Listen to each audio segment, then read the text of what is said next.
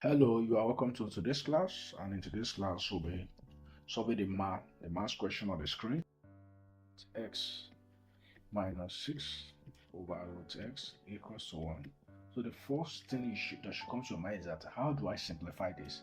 How do I simplify the x? How do I remove the root? So the easiest way to simplify it is to multiply both sides.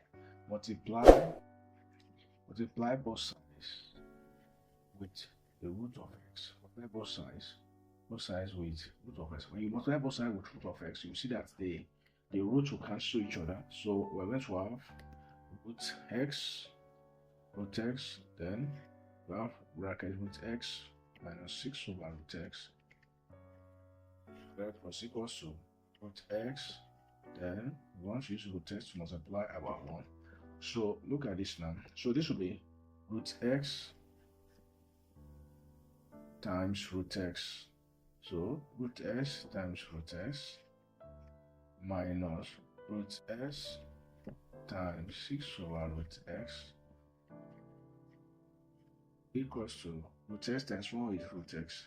Now root x times root x, that will be x. I believe you know how to solve such question. Actually, this would be root, that will be x times x, and that will be root, that will be s squared. This s square will cancel this root, so you are left with x. Can you see? So that's why I said root x times root x is x. Then minus root x times 6 over root x, this will cancel each other. So it's going to give 6. It's going to what? Give you 6. Then equals to root s. Can you see that after multiplying with root s, what happens? The equation is now simpler. It's not simpler than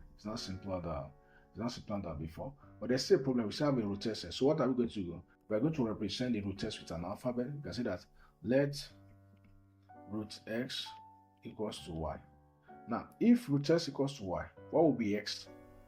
So we can just say, okay, if root x equals to 1, you can say square both sides. Square both sides. You square both sides. So you can have root x, everything square, equals to y square. So this square will cancel this root. So you are left with s equals to y square. So we have established some facts. That fact 1, root x is y. That's fact 1. And fact 2, x equals to y squared. Now back to our equation, which is x minus 6.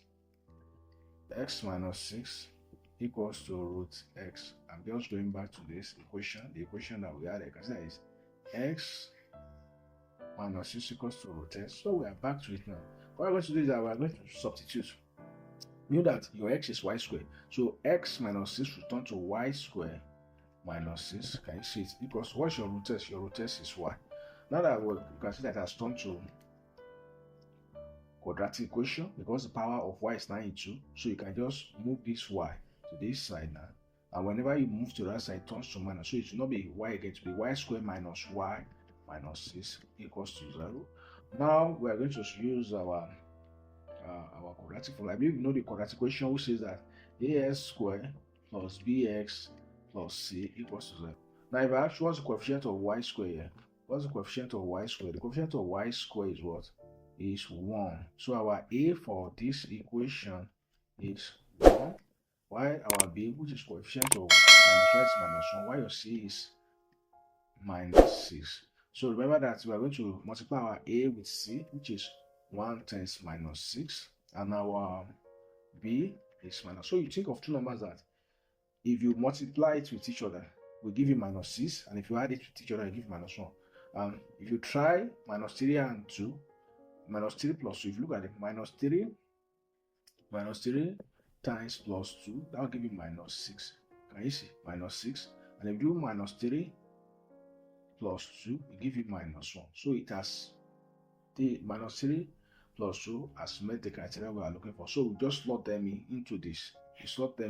So this now will be, look at this now, it will be y squared. So instead of writing minus 1, just write minus 3y plus 2y equals to 6. Then we factorize. I'm going to factorize this. What's common to y squared minus 3y? That's y. So y squared divided by y will be y minus 2y divided by y minus 3. Can you see it? Then what's common to 2y plus 2y minus, that's plus 2. Then plus 2y divided by plus 2, that'll be y. Minus 6 divided by plus 2, that'll be minus 3. So we can now say this is y plus 2, y minus 3. Can you see it? So you can say y plus 2 equals to 0 or y minus 3 equals to that. So if you move your 2 in this place, it also y equals to minus 2 or y equals to plus 3. Now that I have discovered that our y equals to minus 2 or y equals to plus 3, so we'll now come back to this fact. Now we said that our y is, we are coming back to this, our y is minus 2 or plus 3 based on the calculation that we did in this place. So our y is minus 2 or plus 3. So remember that this place we said that root x equals to y. So if root x equals to y, when y is minus 2, when y equals to minus 2, that's that root x equals to minus 2. This is impossible because the root of a positive value ought to give you a root of a positive value ought to give you a positive answer, not a negative answer. So this is out of it already. So when y equals to plus 3, okay, so we'll slot it in. That'll be root 3 root x equals to y. If root x equals to y, so what are we going to do now? So we are going to slot in. So we go when y equals to root x equals to y. So what are we going to do? So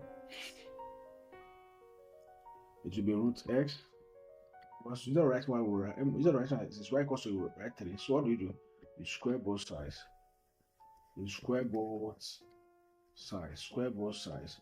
So this should be root x everything squared equals to 3 squared. Now what is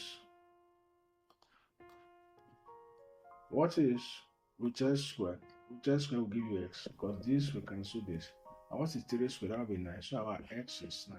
So finally we have come to the end of today's class. If you know a better way of solving this kind of question, if you know a better way, can you please let us know in the comment box? And if you are here to subscribe to this channel, kindly hit the subscribe button and don't forget to like and share this video. Thank you.